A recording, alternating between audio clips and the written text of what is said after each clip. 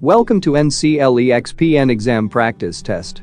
Our topic today is ear, eye, and integumentary.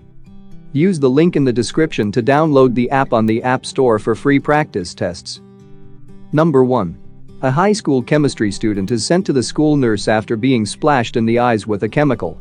Which information is the most important for the school nurse to obtain from the client initially? A. Whether safety glasses were worn.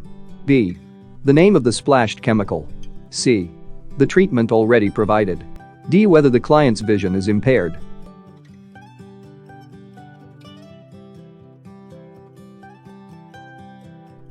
The correct answer is C. The treatment already provided. Explanation. Immediate action is important when treating chemical injuries to the eyes. Therefore, it is important for the school nurse to determine what treatment was given at the time of injury. This information provides a baseline for further treatment. Diluting and removing the chemical reduces the potential for corneal damage. Identifying the chemical is important, however, taking time to determine what, if anything, will neutralize the chemical does not supersede immediate treatment. Liability is affected if safety glasses are not worn, but the priority is treating the chemical splash if that has not already been done. It is too soon to evaluate the extent of sensory damage. Number 2. The client with chronic open-angle glaucoma is to administer timolol maleate, Timoptic, 1 drop in each eye daily. The nurse must withhold medication administration and notify the physician if which drug is ordered for a client with glaucoma. A. Atropine sulfate, saltropin. B. Morphine sulfate, Roxanol. C. Magnesium sulfate, Epsom salts. D. Ferrous sulfate, Thiazole.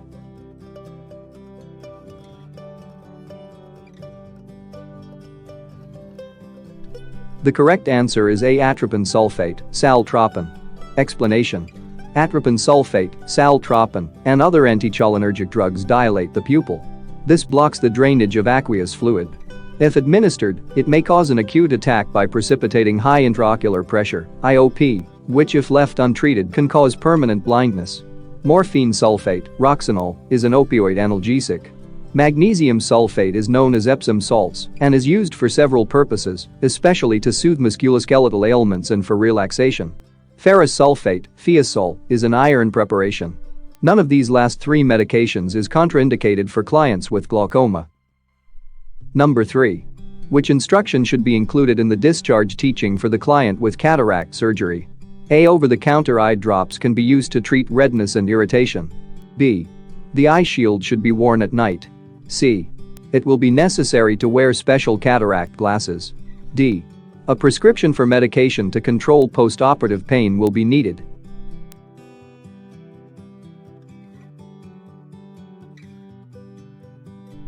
The correct answer is B. The eye shield should be worn at night. Explanation. The eye shield should be worn at night or when napping to prevent accidental trauma to the operative eye.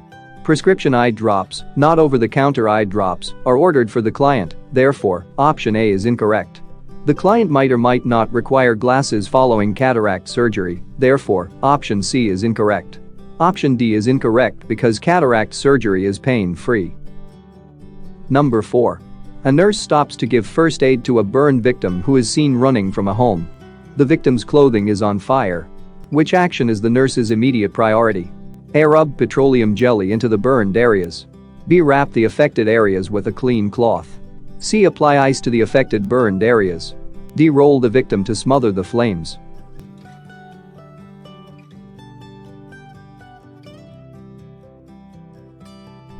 The correct answer is D. Roll the victim to smother the flames. Explanation. The first response in helping a victim who is in flames is to smother the fire, either by rolling the victim on the ground or covering the flames with a blanket or some other dense material. Nothing but cool water is applied to the skin until the physician examines the victim. A clean cloth is used to cover the burn wound, but this would be done only after the flames are extinguished. The use of ice is contraindicated because it causes hypothermia or further thermal injury to the burned tissue. Number 5. A client weighing 120 pounds has received burns over 40% of his body in 1200 hours. Using the Parkland formula, calculate the expected amount of fluid that the client should receive by 2000 hours as fluid replacement therapy. A. 2160. B. 4320. C. 6480. D. 8640.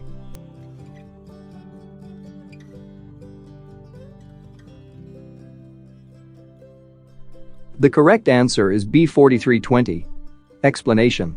The nurse must know military times, the Parkland formula, and how to calculate the amount of fluid. The Parkland formula is the amount to be given in 24 hours equals 4 milliliters multiplied by weight in kilograms multiplied by percentage of body surface area BSA burned. The nurse is to give half this amount in the first 8 hours.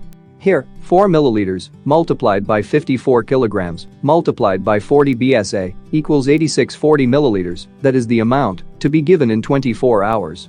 Give half this amount in the first 8 hours, 8640 divided by 2 equals 4320. Options A, C and D are incorrect calculations.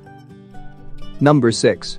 The primary reason for rapid continuous rewarming of the area affected by frostbite is to A. Lessen the amount of cellular damage. B. Prevent the formation of blisters.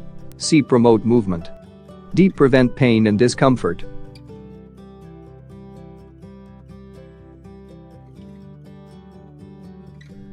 The correct answer is A. Lessen the amount of cellular damage. Explanation. The primary reason for rapid, continuous rewarming of an area affected by frostbite is to lessen cellular damage. Options B, C and D are not primary reasons for rapid continuous rewarming, therefore they are incorrect. Number 7. The nurse is assigned to care for an older client who has bilateral cataracts. When the nurse inspects the client's eyes, which clinical finding is most indicative of cataracts? A. Ruptured blood vessels in the eye. B. An irregularly shaped iris. C. A white spot behind the pupil. D. A painless corneal lesion.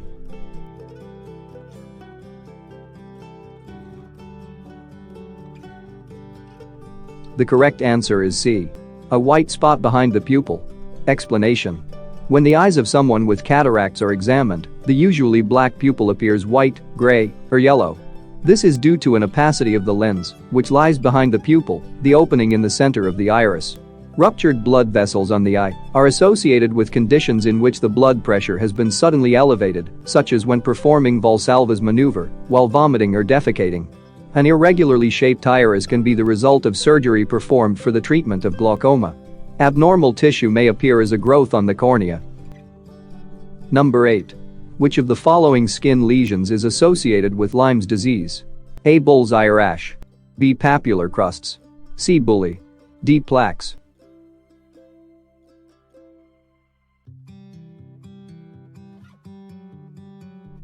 The correct answer is A. Bullseye rash. Explanation. Lyme's disease produces a characteristic annular or circular rash, sometimes described as a bullseye rash. Options B, C and D are incorrect because they are not symptoms associated with Lyme's disease. Number 9. The nurse is discussing nutritional needs with the dietitian at the nursing home. Which diet selection indicates a proper diet for healing of a decubitus ulcer? A. Tossed salad, milk, and a slice of caramel cake. B. Vegetable soup and crackers, and a glass of tea.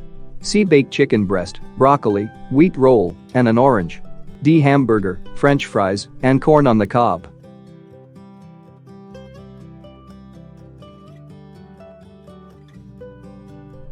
The correct answer is C. Baked chicken breast, broccoli, wheat roll, and an orange. Explanation. These clients need a balanced nutritional diet with protein and vitamin C, making it the most balanced meal plan. Option A and B both lack protein, which is very important in maintaining a positive nitrogen balance. Option D has protein, but is lacking in vitamins. Number 10. A client with myopia undergoes a laser keratotomy, LASIK procedure. Which statement made to the nurse is the best evidence that the client understands the anticipated outcome of this procedure? A. I'll have better night vision. B. I'll correctly identify colors. C. I'll see well without glasses. D. I'll use both eyes when reading.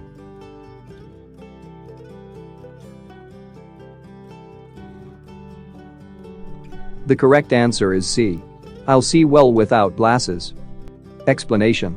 Radial keratotomy is performed to reshape the cornea so visual images converge directly on the retina. If the procedure is successful, the client should no longer require corrective lenses. Radial keratotomy does not improve night vision, correct color blindness, or facilitate binocular vision. Thanks for watching. Don't forget to like, share and subscribe to our channel for updated videos every week.